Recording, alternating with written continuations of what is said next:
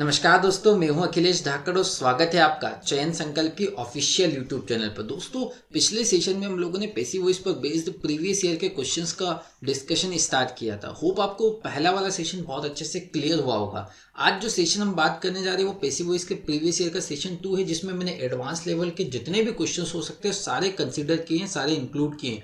और आप शुरू से लेकर आखिरी तक देखिए, आपको बहुत सारे पैटर्न पता चलेंगे। साथ ही साथ ठीक है, प्रीवियस ईयर में किस तरह से चार ऑप्शंस को कंफ्यूज करके दिया जाता है, वो क्या किस तरह के होते हैं वो भी मैं बताऊंगा। तो आइए शुरुआत करते हैं आज का सेशन। सबसे पहला सेंटेंस लेते हैं, वो जो है लिखा हुआ है कुनेन टेस्ट बिटर। सबसे पहली बात करूं तो ये जो सेंटेंस है आपका वो है क्वाजाई पैसिव का।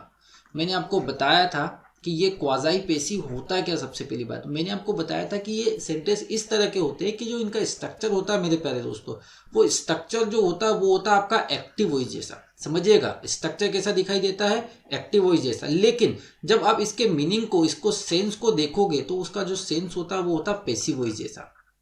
ठीक है, स्ट्रक्चर एक्टिव वॉइस जैसा लेकिन मीनिंग और सेंस कैसा निकलता है, पैसिव वॉइस जैसा। ऐसे सेंटेंस का आपको क्या बनाना है, इसको इनको किस में कन्वर्ट करना है, पैसिव वॉइस में। जैसे एक सिंपल सा एग्जांपल है, मैंने आपको क्लास में बताया भी था जब मैंने पढ़ाया था, आप जाके एक बार देखिएगा। फिर भी एक एग्जांपल दे देता हूं मैं।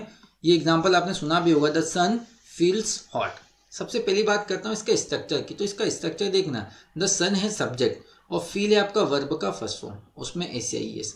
तो वर्ब का फर्स्ट फॉर्म किस टेंस में होता है, ये होता है प्रेजेंट इंडेफिनिट में। आपको ये भी पता है प्रेजेंट इंडेफिनिट में क्या यूज होता है, वर्ब का फर्स्ट फॉर्म। अब इस सेंटेंस का मीनिंग अगर आप देखो तो कैसा है, द सन फील्स हॉट। तो अगर लिटरल मीनिंग देखोगे, हुबहू मीनिंग देखोगे तो क्या निकला कि सन हॉट महसूस करता है। बट क्या सन अपने आप को महसूस करता है, अपने आप को फील करता है? नहीं, सन को हॉट हमारे द्वारा फील किया जाता है या और किसी के द्वारा कोई काम किया जाता है तो वो एक्टिव वॉइस नहीं होता, वो होता पैसिव वॉइस। तो मेरे प्यारे दोस्तों, इसका स्ट्रक्चर प्रेजेंट इंडेफिनिट यानी कि एक्टिव वॉइस का इसका स्ट्रक्चर है, लेकिन इसका मीनिंग जो निकल रहा, सेंस निकल रहा है, वो कैसे निकल रहा है, पैसिव वॉइस जैसा। अब इसका क्या कन्वर्ट करना हमको, पैसिव वॉइस में। तो इसका स्ट्रक्चर मैंने बताया था कि अगर आपको इसको पैसिव वॉइस में कन्वर्ट करना है तो स्ट्रक्चर क्या होता है। दो टाइप बताए थे, टाइप 1 ये है, तो टाइप 1 आप टाइप 2 के लिए और टाइप 1 को और अच्छे से समझने के लिए हमारी जो पैसिव वॉइस की प्लेलिस्ट है, पैसिव वॉइस पीपीटी करके, उसको आप अच्छे से देखें। ठीक है, अब इसका पैसिव वॉइस कैसे बनाया जाता है, सब्जेक्ट, उसके बाद हेल्पिंग वर्ब, फिर आ जाता है आपका एडजेक्टिव। ठीक है, उसके बाद में आपका आ जाता वेन। या तो आप वेन लगा लीजिए या इफ लगा लीजिए, यू कैन यूज बोथ, दोनों में से कुछ भी यूज हो सकता है, वेन इफ। उसके बाद आ जाएगा प्रोनाउन। प्रोनाउन किसकी जगह पर यूज होगा, जो सब्जेक्ट होगा वो होगा आपका नाउन, और नाउन को एक बार यूज कर लिया तो दूसरी बार हम प्रोनाउन यूज करते हैं, वेन। उसके बाद प्रोनाउन, फिर आपका हेल्पिंग वर्ब आ जाता है और फिर आ जाता है आपका वर्ब का थर्ड फॉर्म। ठीक है मेरे प्यारे दोस्तों, स्ट्रक्चर क्या बना। अब मैं इसको एक्सप्लेन करता हूं। ठीक है, अब कुनेन टेस्ट बीटर, थोड़ा सा मैं इसके पॉइंटर ऑप्शन चेंज कर लेता हूं। कुनेन आपका हो गया सब्जेक्ट, उसके बाद टेस्ट क्या हो गया, वर्ब, और बीटर, बीटर कैसा है, वो कड़वा है, किसी के बारे में जानकारी या उसकी इंपॉर्टेंस को बताता है, वो होता है एडजेक्टिव। तो ये तो हमको मिल गया इसके एक्टिव वॉइस का स्ट्रक्चर। ठीक है, सबसे पहली बात, अब इसको पैसिव बनाएंगे तो सबसे पहले हम लोग क्या बोलेंगे, सब्जेक्ट। तो सब्जेक्ट क्या हो गया, मैं यहाँ पे लिख देता हूँ। सबसे पहले सब्जेक्ट यानी कि नाउन क्या हो गया आपका, कुनेन हो गया। उसके बाद में टेस्ट है, जैसे ही आपने देखा कि भैया टेस्ट है, ये तो वर्ब का फर्स्ट फॉर्म है, और वर्ब के फर्स्ट फॉर्म को आप पैसिव वॉइस में कन्वर्ट करते हैं तो वो चेंज हो जाता है is am are plus verb का थर्ड फॉर्म। तो कुनेन के लिए हेल्पिंग वर्ब क्या हो जाएगी, कुनेन सिंगुलर है तो इसीलिए हो जाएगा इज। एडजेक्टिव क्या है यहाँ पर, बीटर, तो क्या हो जाएगा, कुनेन इज बीटर। उसके बाद वेन या इफ में से दोनों में से कुछ भी लगा सकता हूँ। यहाँ सारे ऑप्शन को देखोगे तो सारे ऑप्शन में वेन ही दिखाई दे रहा है, इफ नहीं दिखाई दे रहा, तो मैं उसको कंसिडर नहीं कर रहा हूँ, वेन। उसके बाद प्रोनाउन, प्रोनाउन किसके लिए यूज होगा, कुनेन। कुनेन नॉन लिविंग थिंग है और सिंगुलर है तो मुझे आ जाएगा इट। उसके बाद में वापस से प्रोनाउन के बाद हेल्पिंग वर्ब आया, तो वो हेल्पिंग वर्ब हो गया इज। और वर्ब का थर्ड फॉर्म, वर्ब क्या है यहाँ पर, टेस्ट, तो टेस्ट का थर्ड फॉर्म क्या हो गया मेरे प्यारे दोस्तों, टेस्टेड। आंसर क्या हो गया, quinine is bitter when it is tasted. मेरी बात समझ में आई। अब आंसर आप देख लीजिए कौन सा वाला हो सकता है, ए वाला हो सकता है, बिल्कुल हो सकता है, बी वाला तो नहीं हो सकता, सी वाला देखिए, कुनेन इज बीटर व्हेन, यहाँ पर लगा दिया दे। देखिए कंफ्यूज किस तरह से कर लिया हमने, यहाँ पे प्रोनाउन में क्या यूज कर लिया, दे। दे तो भैया प्लूरल प्रोनाउन होता है, प्लूरल होता है, लेकिन हमको तो यहाँ पर सिंगुलर, क्योंकि कुनेन के लिए यूज करना, और कुनेन सिंगुलर है तो यहाँ पर इट आना चाहिए, ये नहीं होगा। डी वाला देखिएगा, कुनेन इज बीटर, बिल्कुल सही है, वेन। उसके बाद इट के बाद यहाँ लगा दिया उन्होंने वॉज लगा दिया, बिल्कुल गलत है। क्यों? क्योंकि भैया हमने पता कि अगर प्रेजेंट का है तो आपको हेल्पिंग वर्ब क्या यूज करनी पड़ेगी, आपको हेल्पिंग वर्ब यूज करनी पड़ेगी इज एम आर। होप आपको जो कहानी है बहुत अच्छे से समझ में आ गई होगी पहले। अच्छा, अब बहुत सारे बच्चे क्या होते हैं फटाफट भागने की कोशिश करते हैं, भागिए मत, आप हर क्वेश्चन को बहुत अच्छे से समझिए, पहले 5 क्वेश्चन समझिए पर बहुत अच्छे से समझिए, ठीक है। अगला सेंटेंस है smoke and flames engulfed the area and made rescue operations difficult। जो स्मोक और फ्लेम है, यानी कि स्मोक धुआं है, और मैं बोल सकता हूँ फ्लेम मतलब आग की लपटे। engulf the area, engulf the area मतलब एरिया को पूरी तरीके से कवर कर लिया। And made rescue operations difficult, और उसने क्या जो रेस्क्यू बचाव का ऑपरेशन था उसको मुश्किल में डाल दिया, मुश्किल में बना दिया, ऐसा कहने का मतलब। अब सबसे पहली बात मैंने आपको बताया था, एक छोटा सा कहानी बताई थी, सेशन लिया था मैंने प्रेपोजिशन मतलब पेसिव वॉइस विदाउट बाय। क्या दिया था मैंने? पेसिव वॉइस विदाउट बाय, यानी कि कुछ ऐसे वर्ड होते हैं जो, या कुछ ऐसे वर्ब होते हैं जो बाय प्रेपोजिशन को कंसीडर नहीं करते हुए किसी और ही प्रेपोजिशन को कंसीडर करते हैं, ठीक है। अब मैंने वहां पर आपको बताया भी था कि अगर एनगल्फ वर्ड आता है तो एनगल्फ हमेशा अपने साथ बाय की जगह पर इन प्रेपोजिशन का यूज करता है, ये बात याद रखना। एनगल्फ के साथ कौन सा प्रेपोजिशन यूज होता है? इन प्रेपोजिशन का, ठीक है। तो अब देखिएगा, अब मेरे पास सेंटेंस है smoke and flames engulf the area, ठीक है। तो स्मोक एंड फ्लेम एक तरीके सब्जेक्ट हो गया, एनगल्फ वर्ब का सेकंड फॉर्म हो गया, द एरिया क्या हो गया आपका? ऑब्जेक्ट हो गया। और सब्जेक्ट प्लस वर्ब का सेकंड फॉर्म प्लस ऑब्जेक्ट, अभी तो इतना सा स्ट्रक्चर लिया, ये मुझे देखने को मिला पास इंडेफिनेट का टेंस है। और वर्ब का सेकंड फॉर्म मैंने बताया, वर्ब का सेकंड फॉर्म जब होता है तो पेसिव वॉइस में आप उसे वॉज या वर्ब में कन्वर्ट करते हो। मेरा पॉइंट क्लियर हुआ? तो सबसे पहली बात करेंगे हम, इतने सेंटेंस को भी ना देखते हुए इतने से सेंटेंस को देखते हैं। आप ऑप्शंस को भी देखिए, ऑप्शन से भी हम समझ सकते हैं, ठीक है। अभी मैं आधा आधा आपको बता रहा हूँ जिससे कि आपकी कहानी बिल्कुल अच्छे से क्लियर हो। तो सबसे पहले द एरिया तो शुरू में आ जाएगा, तो चारों ऑप्शन की बात करें तो चारों ऑप्शन में द एरिया शुरू में है। उसके बाद में V2 वर्ब का सेकंड फॉर्म वॉज वर्ब में चेंज होगा तो सारे वॉज आ गया, ठीक है। उसके बाद वर्ब आएगा एंगल्ड, तो एंगल्ड आया, ठीक है। यहाँ पर अच्छा, और पेसिव वॉइस में हमेशा वर्ब का थर्ड फॉर्म आता है। सी वाला ऑप्शन में एनगल्फ लिखा तो ये वाला वैसे ही हट गया आपका, और आपके पास ऑप्शन बचा ABD एनगल्फ। उसके बाद इन प्रेपोजिशन आता। अच्छा, बहुत बार क्या करते हैं, ये तो एग्जाम में उन्होंने इन लिखा, पर एग्जाम में एक आध ऑप्शन में वो बाय कर देते हैं। अब बाय कर देते हैं इसका मतलब बाय नहीं आएगा भैया, हम क्या करते हैं पेसिव वॉइस में बाय प्लस सब्जेक्ट करते हैं आखिर में, ठीक है। लेकिन यहाँ पर बाय की जगह पे इन आएगा क्योंकि एनगल्फ कौन सा प्रेपोजिशन देता? इन, ठीक है। तो इन स्मोक एंड फ्लेम्स, ये यहाँ तक तो सारे ऑप्शंस बिल्कुल सेम ही है। अच्छा, सी वाला तो हटा ही दिया हमने ABD में, ठीक है।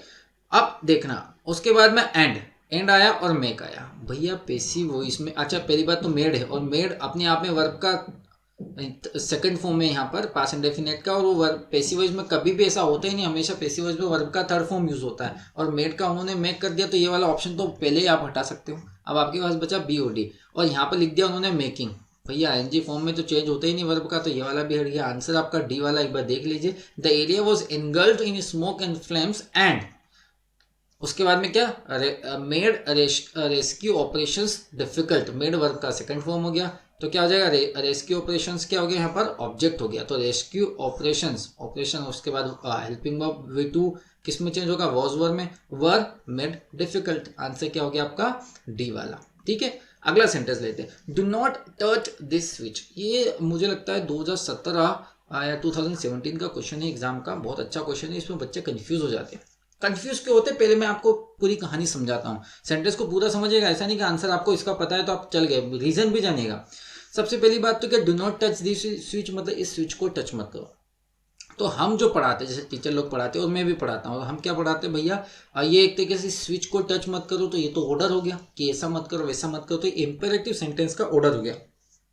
और वो हम पढ़ते हैं डू नॉट, नेगेटिव ऑर्डर हो गया, डू नॉट वर्ब का फर्स्ट फॉर्म प्लस ऑब्जेक्ट, ये एक्टिव वॉइस का स्ट्रक्चर हम जानते हैं। और जब हम इसको पैसिव वॉइस बनाते हैं तो क्या किससे शुरू करते हैं? लेट, ऑब्जेक्ट बन जाएगा सब्जेक्ट, फिर उसके बाद not plus be plus verb का थर्ड फॉर्म। ये हम लोग पढ़ाते हैं स्ट्रक्चर पे बेस्ड। अब देखिएगा वो एग्जाम में उन्होंने कंफ्यूज किस तरह से कर दिया। अब यहाँ पर लेट से शुरू नहीं हो रहा तो बच्चा क्या समझेगा कि अब कैसे मैं बनाऊं। चलिए, तो सबसे पहली बात आप देखिएगा, अब उसने क्या दिया, ऑर्डर दिया, ऑर्डर दिया मतलब आपको करना है तो करना ही है। अब पहली बात ए वाला ऑप्शन देखिए, this switch does not be touched. पहली बात तो डज नॉट वगैरह ऐसी कहानी आती ही नहीं उनके साथ, भी ऐसा कुछ होता ही नहीं है, ठीक है। This switch must not be touched, in switch को टच नहीं किया जाना चाहिए। अब आपको एक बात बताओ तो मस्ट का हम यूज करते हैं, मस्ट का यूज क्यों करते हैं कि अगर आपको कुछ भी बोलना कि तुम्हें ये करना ही चाहिए, करना ही पड़ेगा, एक तरीके से आप जब उनके ऊपर मजबूरी के लिए पेश करते हैं, यानी कि मतलब मैंने बोल दिया कि तुम्हें ये करना है तो करना ही पड़ेगा, करना ही चाहिए, उस सेंस में हम यूज करते हैं मस्ट का। अब ऐसा नहीं लगता है कि यहाँ पर भी एक तरीके से ऑर्डर का सेंस निकल रहा है कि तुम्हें ये करना ही, तुम्हें इसे टच, इस स्विच को टच नहीं करना ही नहीं चाहिए, ठीक है। दिस, ये सी वाला तो होगा नहीं, ये डी वाला भी नहीं होगा, आंसर क्या हो गया बी। बी मस्ट से क्यों बना है एक बार समझिएगा, मस्ट यूज किया जाता है जब नेसेसिटी की बात हो, अनिवार्य की बात हो, ठीक है। तो एक तरीके से यहाँ पर भी ऑर्डर का सेंस निकलता है। चलिए तो थर्ड का आंसर क्या हो गया मेरे प्यारे दोस्तों, बी वाला हो गया, मस्ट से बनेगा। फोर्थ है, they will have completed the work by the time we get there. They will have, जैसे आपने विल हैव देखा तो आपको समझ में आया फ्यूचर परफेक्ट का है, और विल हैव जो चेंज होता है, विल हैव वो शेल हैव चेंज होता है, विल हैव बीन और शेल हैव बीन में, ठीक है मेरे प्यारे दोस्तों। होप आपको ये कहानी समझ में आ गई होगी। अब इसको बनाते तो दे सब्जेक्ट हो गया, विल हैव हेल्पिंग वर्ब हो गया, कंप्लीटेड वर्ब का थर्ड फॉर्म हो गया, द वर्ब हो गया आपका ऑब्जेक्ट। तो सबसे पहले the work will be, will be तो होगा नहीं क्योंकि क्या होगा, विल हैव बीन होगा, तो ये वाला ऑप्शन, अच्छा ए वाला हट गया, बी वाला विल हैव बीन है, सी वाले में भी आपका क्या नहीं है, विल हैव बीन नहीं है, तो ये भी हट गया, डी वाले में भी। अब देखिएगा, the work will have been completed by the time, और the work will have been completed by the time, C और डी में यहां तक आप देखोगे तो बोथ आर सेम, ठीक है। अब अगला देखोगे, वी गेट देयर, यहाँ पर वी गेट देयर और यहाँ पर वी हैव गोट देयर, तो ये वाला ऑप्शन तो होगा ही नहीं, क्यों नहीं होगा भैया, ऐसा कुछ होता ही नहीं है कि आप हैव में चेंज कर दे। आंसर क्या हो गया आपका बी वाला, डी वाला नहीं होगा answer. Next, he has written a poem which fascinates everyone, यानी कि उसने एक ऐसी पोएम लिखी जो कि सबको फैसिनेट करती है, सबको अट्रैक्ट करती है, सबको आकर्षित करती है, इस तरह से मैं इसको, या सबको मोह लेती है ऐसा बोल सकता हूँ मैं। तो he has written a poem which fascinates everyone, सबसे पहली बात हैज अगर है तो कहीं ना कहीं आपका पैसिव वॉइस में हैज बीन हैव बीन आएगा, ठीक है। और यहाँ पर फैसिनेट्स है, यानी कि वर्ब का फर्स्ट फॉर्म में तो हो सकता है एक्टिव वॉइस में, पैसिव वॉइस में इसको कन्वर्ट करें तो इज एम आर, वर्ब का फर्स्ट फॉर्म किस में चेंज होता है, इज एम आर। तो सबसे पहली बात मुझे दो चीज कंसीडर करना चारों ऑप्शन में, हैज बीन हैव बीन होना चाहिए, इज एम आर होना चाहिए, ठीक है। तो सबसे पहला ऑप्शन इन्होंने क्या बनाया, अ पोएम को ऑब्जेक्ट बनाया, तो a poem has been written by him which fascinates everyone, ठीक है, मे भी हो सकता है, इसको कंसिडर कर सकते हैं हम। Everyone is fascinated by poem which has been written by him, तो ये वाला ऑप्शन यहाँ पर कंसिडर नहीं होता, बी वाला होगा। क्यों, क्योंकि अगर आप इसको देखोगे तो यहाँ पर आपका इज एम आर को भी यूज कर लिया उन्होंने और हैज बीन हैव बीन को भी यूज किया। Everyone is fascinated by the poem, हर कोई उस पोएम से फैसिनेट हो जाता है, which has been written by, जो कि इसके द्वारा लिखी गई है। Poem written by him fascinates नहीं है, तो पैसिव वॉइस का पैटर्न नहीं बन सकता, डी वाला भी नहीं। आंसर क्या हो गया इसका, बी वाला। Will those happy days be ever forgotten by me, सबसे पहली बात अगर मैंने जैसे देखा, विल देखा, विल के साथ बी देखा और वर्ब का थर्ड फॉर्म देखा, अच्छा विल शुरुआत में देखा तो इसका मतलब, तो सबसे पहली बात तो ये इंट्रोगेटिव है, तो अगर इंट्रोगेटिव है तो इसका पैसिव वॉइस भी क्या बनेगा, इंट्रोगेटिव है। तो सबसे पहले तो कुछ भी मत देखो, अगर शुरुआत में विल या शेल लिखा है तो ठीक है, नहीं लिखा है तो उसको हटा दो, आई शेल ये तो होगा नहीं, और वुड वैसे ही नहीं होगा, और डी में इन्हें एवर लगा दिया, नहीं ये हो सकता है पर एवर वाला ऑप्शन यहाँ पर नहीं आएगा। आंसर मैंने बिना देखे कुछ रूल जाने ही मैंने डायरेक्टली आंसर क्या लगा दिया, आपका ए वाला ऑप्शन लगा दिया, ठीक है, इसको डिस्कस करने की जरूरत नहीं है। अगला सेवंथ वाला बहुत अच्छा क्वेश्चन है, बहुत सिंपल भी है, लेकिन क्या आता है दिक्कत आती है बच्चों को कि सर इतना बड़ा सेंटेंस दे दिया, हम समझ भी नहीं पा रहे और कर भी नहीं पा रहे। अब देखिएगा यहाँ पर जो है ये है आपका, ये जो सेंटेंस है वो है इन्फिनिटिव का, और फ्यूचर इन्फिनिटिव है यहाँ पर। इन्फिनिटिव यानी कि जब 2 + V1 आपको दिखाई दे तो हमको कुछ भी नहीं करना है, 2B + वर्ब का थर्ड फॉर्म में इसको चेंज कर देना। ये सिंपल सा रूल मैंने बताया था। फ्यूचर का आपका इन्फिनिटिव, एक स्टूडेंट ने मुझसे कमेंट बॉक्स में लिखा भी था कि सर फ्यूचर का इन्फिनिटिव बनता है कि नहीं बनता है, तो मैंने बताया भी और यहाँ पर भी मैं बता रहा हूँ बिल्कुल बनता है। तो 2 + V1 हो जाएगा 2B + V3 में। तो सबसे पहली बात तो क्या आ जाएगा आपका सेंटेंस, अगर आप देखोगे तो क्या हो गया आपका, you will have to pull down this skyscraper as you have not complied with the town planning regulation। अच्छा, इसमें एक बात याद रखना है कि कंप्लाई के साथ हम हमेशा विथ प्रेपोजिशन का यूज करते हैं, ठीक है। तो विल हैव टू पुल, अच्छा विल हैव टू हो गया, टू पुल चेंज हो जाएगा टू बी पुल्ड डाउन में, ये ध्यान रखना है। तो टू बी पुल्ड डाउन जिसमें उसको कंसिडर करिए, तो टू बी पुल्ड डाउन सी वाले में नहीं है टू बी पुल्ड डाउन, और मतलब सी वाला हट गया, ए बी डी। तो this skyscraper will have to be pulled down, यहाँ पर बिल्कुल ये भी हो सकता है। बी वाले ऑप्शन को देखोगे तो ये भी बिल्कुल वैसा का वैसा ही है। डी वाले को देखोगे the skyscraper will have to be pulled down, यहाँ तक आपका अगर आप देखोगे तो बिल्कुल सेम है, ठीक है। अब आगे की कहानी देखते हैं, अब आंसर कौन सा होगा आगे हम समझते हैं। अब यहाँ तक तो कहानी हमने सॉल्व कर ली, सॉरी यहाँ तक तो हमने कहानी क्या कर ली है, सॉल्व कर ली। अब as you have not complied with the town planning regulation, अब आपने जैसे यहाँ देखा हैव नॉट देखा, क्या देखा आपने, हैव नॉट देखा, तो आपको एक बात समझ में आ गई कि भैया हैव नॉट हैज नॉट है, या हैव या हैज है, तो आप हैज बीन हैव बीन में कन्वर्ट होगा। तो आप देखिएगा हैज बीन हैव बीन है कि नहीं, यहाँ ए वाले ऑप्शन में तो है, बी वाले में भी है, और सी वाले में भी है, यानी कि सॉरी डी वाले में भी है, यानी कि ये वाली कहानी तो क्लियर हो गई। अब आगे बढ़ते हैं हम। तो अगर हम देखेंगे एज तो हो जाएगा कनेक्शन करने वाला, तो एज तो सब में आ गया, कोई दिक्कत नहीं है, ठीक है। उसके बाद द टाउन प्लानिंग रेगुलेशंस, ये इसमें क्या है, ऑब्जेक्ट है अगले वाले सेंटेंस में, तो द टाउन प्लानिंग रेगुलेशन सब में आना चाहिए। तो देखोगे तो ये सब में आ गया द टाउन प्लानिंग रेगुलेशंस, यहाँ पर भी द टाउन प्लानिंग रेगुलेशंस बिल्कुल आ गया है, और यहाँ पर भी देखोगे तो ये भी आ गया है। उसके बाद में आप देखोगे हैव नॉट बीन, ठीक है, हैव नॉट बीन भी आ गया है। उसके बाद में कंप्लाइड विथ, ए वाला ऑप्शन हो सकता है आपका, ठीक है। पर यहाँ पर आप देखोगे बी वाले ऑप्शन में रेगुलेशन, प्लानिंग रेगुलेशन से प्लूरल है, यहाँ पर उसने लगा दिया हैज, और हैज तो सिंगुलर होता है, यहाँ पे हैव आना चाहिए, तो बी वाला ऑप्शन आपका ऐसे हट गया। देखिए ध्यान रखिएगा, कुछ बहुत सिंपल सी कहानी में एक बार और इसको थोड़ा सा क्लीन कर देता हूँ, स्क्रीन तो आपको बहुत अच्छे से क्लियर होगी। क्या दिक्कत होगी, उसने क्या कर दिया, देखो यहाँ पर भैया रेगुलेशंस थे, प्लानिंग रेगुलेशंस था, प्लूरल था, तो मुझे हैव आना चाहिए था, तो यहाँ पे हैव लगा हुआ, लेकिन अच्छा बी वाला ऑप्शन हम पहले ही हटा चुके थे, हटाया था क्या, नहीं हटाया था, सॉरी इसको हम सारे ऑप्शन ले लेते हैं। अच्छा ए वाले में तो हैव नॉट बीन आ गया, ठीक है, और डी वाले इसमें क्या आ गया आपका, यहाँ पर भी हैव आ गया, यहाँ पर हैज आ गया, तो हैज आ गया तो ये हट गया, क्योंकि ये हट गया, और डी वाला हम आई थिंक पहले ही हटा चुके थे, तो ये डी वाला हट गया आपका। अब आप देखिएगा आपके पास बचा ए ओ सी, यहाँ पर लिखा कंप्लाइड विथ, यहाँ पर भी कंप्लाइड विथ, तो the skyscraper will, sorry और सी वाला इसी भी पहले हटा चुके थे क्योंकि यहाँ पर बी आया है, ठीक है।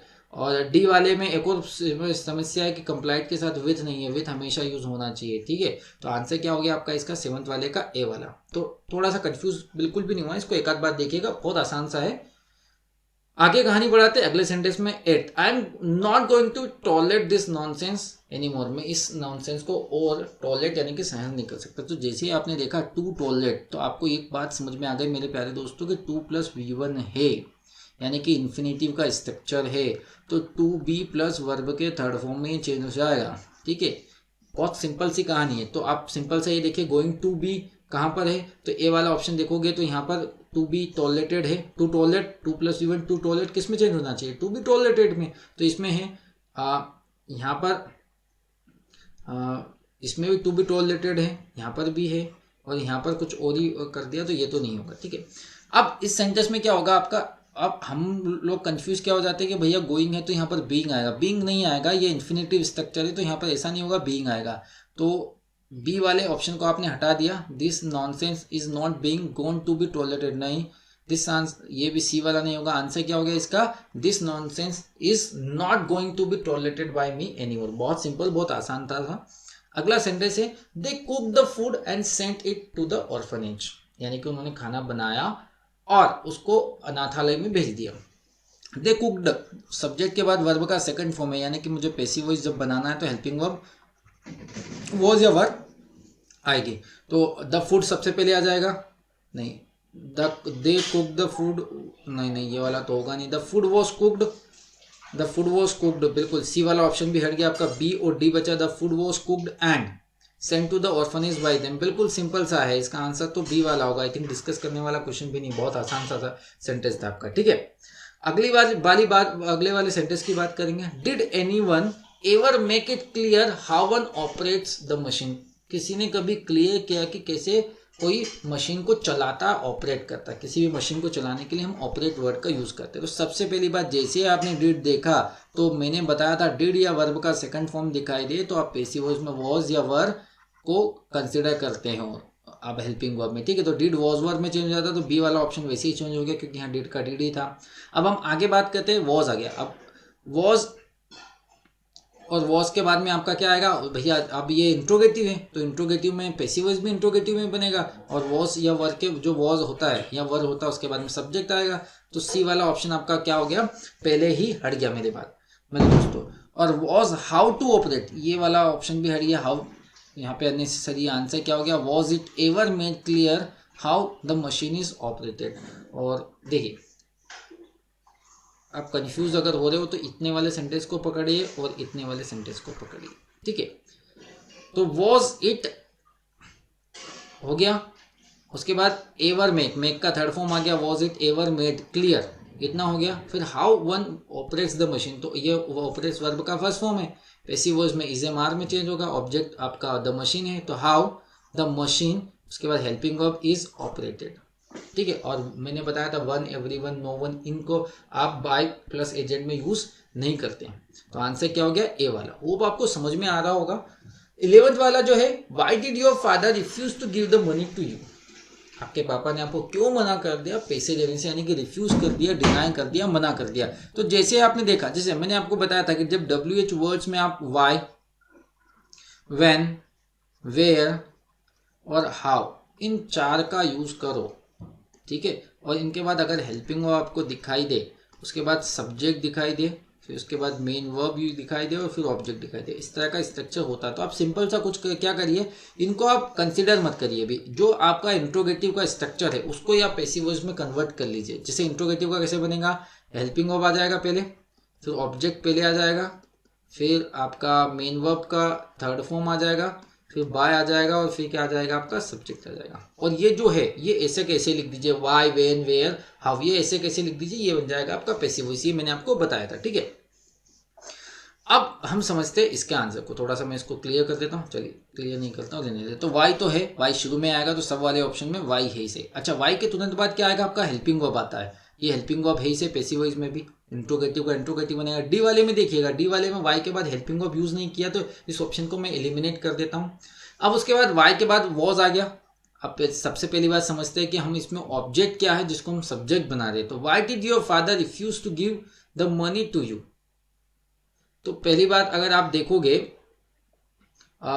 योर फादर, तो यहाँ पर सब्जेक्ट है, उधर जाना चाहिए तो नहीं होगा, सब्जेक्ट ऑब्जेक्ट की जगह पर होगा। तो ये पहला वाला ऑप्शन तो आपका क्या हो गया, हट ही गया। वाई वॉज योर फादर तो आएगा नहीं।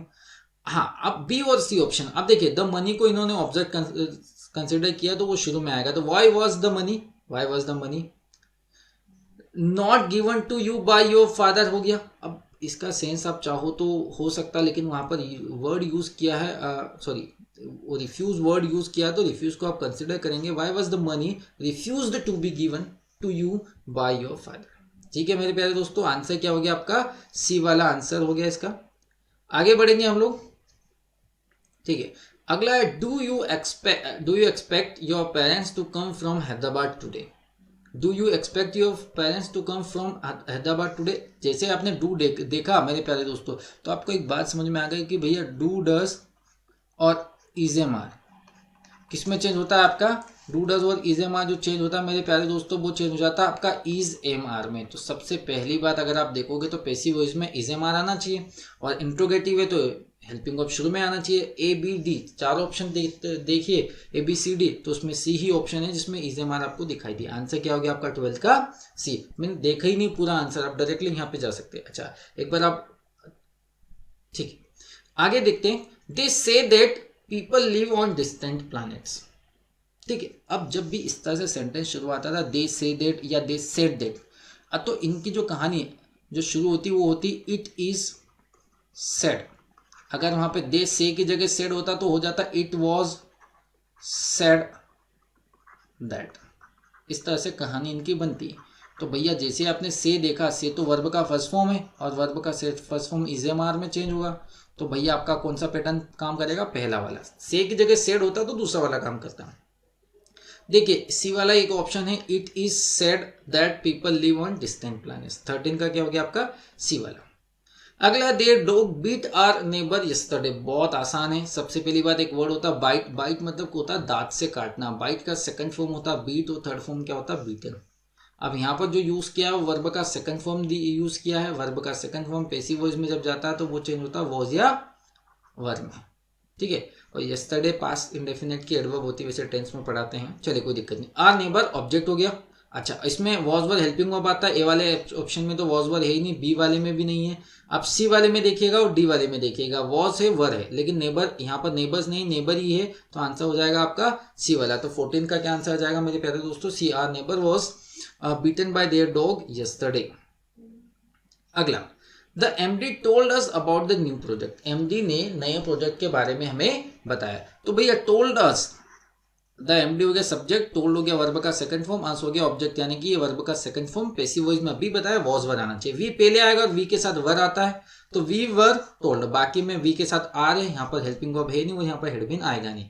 तो 15 का जो आंसर आप देखोगे तो वो क्या आ गया आपका, ए वाला। We were told the new, नहीं, सॉरी, पूरा इस सेंटेंस को देखिएगा। वी वर टोल्ड, यहाँ पर अबाउट द न्यू प्रोजेक्ट होना चाहिए, इसमें थोड़ा सा लिखा हुआ नहीं है, सॉरी, मैं यहाँ पर ऐड कर देता हूँ। क्या आ गया, we were told about the new project by the MD. समझिएगा, ये थोड़ा ऑप्शन में गलती हो गई, ठीक है। तो वी वर टोल्ड, मैंने इसको चेंज किया, वी वर टोल्ड अबाउट लगाया है ना, ध्यान रखिएगा, we were told about the new project by the MD, ठीक है। अगला है, उस पे चलते हैं। The minister had already informed his cabinet about his decision. तो जैसे आपने देखा हैड यानी कि आप पैसिव वॉइस में हेड चेंज हो जाता है हैड बीन में। तो आप सारे ऑप्शन में देखिएगा, ए वाले ऑप्शन में देखिएगा, ये वाला होगा नहीं क्योंकि यहाँ पर वॉज है। बी वाला नहीं होगा, हैज है। सी वाला देखोगे तो हैड ऑलरेडी बीन इन्फॉर्म्ड। अच्छा, पूरा देखिएगा तो क्या हो गया, यहाँ पर हिज कैबिनेट शुरू में आ गया, उसके बाद had helping verb already been informed, किसके बारे में, अबाउट हिज डिसीजन, किसके द्वारा, बाय द मिनिस्टर। तो बिल्कुल आपका जो आंसर हो गया वो हो गया 19 का, 16 का सी। अगला है, Sayali gave the beggar an old sari. Sayali ने भिखारी को एक पुरानी साड़ी या साड़ी दी। अब इसको देखोगे तो भैया ये दो ऑब्जेक्ट वाला पैसिव वॉइस है। मैंने बताया था कि ऑब्जेक्ट दो तरीके के होते हैं, आपका डायरेक्ट ऑब्जेक्ट और एक होता है इनडायरेक्ट ऑब्जेक्ट।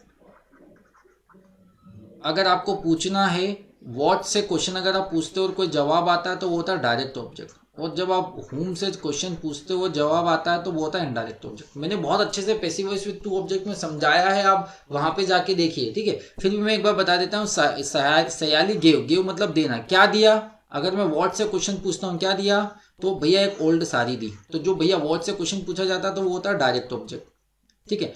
और किसे दिया, होम से क्वेश्चन पूछा जाता तो वो होता है इनडायरेक्ट ऑब्जेक्ट, ये मैं बता चुका था। अब मैंने बताया था भैया दो तरीके, भैया दो ऑब्जेक्ट है तो पैसिव वॉइस बनाने के भी दो तरीके होंगे, लेकिन अच्छा पहले दो ऑप्शन की बात करते हैं। यहाँ पर एन ओल्ड सारी, यानी कि यहाँ पर डायरेक्ट ऑब्जेक्ट को पहले लाया गया, तो एन अच्छा जब डायरेक्ट ऑब्जेक्ट को आगे लेके आया जाता है तो इनडायरेक्ट ऑब्जेक्ट के आगे टू लग जाता है, यानी कि जब आप इसको बनाओगे तो अगर ओल्ड सारी को आगे लेके आओगे तो यह हो जाएगा टू द बेगर होना चाहिए। तो an old sari was given to Sayali, नहीं ये तो होगा नहीं, इसमें तो भिखारी के द्वारा सयाली को, नहीं है, भिखारी थोड़ी दे रहा, सयाली दे दिए। तो बी वाला ऑप्शन अगर आप देखोगे तो an old sari was given to the beggar, भैया इनडायरेक्ट ऑब्जेक्ट को टू द लगा के हो गया तो बिल्कुल हो गया। तो द बेगर वॉज बीइंग कहाँ से आ गया, ये तो होना ही नहीं चाहिए। डी वाला देखोगे यहाँ पर हेड टू आ गया, ये भी आंसर होना नहीं चाहिए। आंसर क्या हो गया आपका 17 का बी। अगला है, they are going to perform Hamlet, ठीक है। अब भैया टू परफॉर्म है, जैसे आपने देखा भैया 2 + V1 है, ये तो इन्फिनेटिव स्ट्रक्चर, चेंज किस में होगा, टू बी प्लस वर्ब का third form, to perform change हो जाएगा टू बी परफॉर्म में, और इजेमार है तो इजेमार का इजेमार ही रहेगा। Hamlet is going to be perform by them, ऐसा मत कर देना, यहाँ पर बच्चे देख रहे हैं ING है तो भैया बीइंग लगा दिया, नहीं आप यहाँ पे इन्फिनेटिव स्ट्रक्चर, ये मत कर देना, गलत हो जाएगा। Hamlet is going to be perform bye,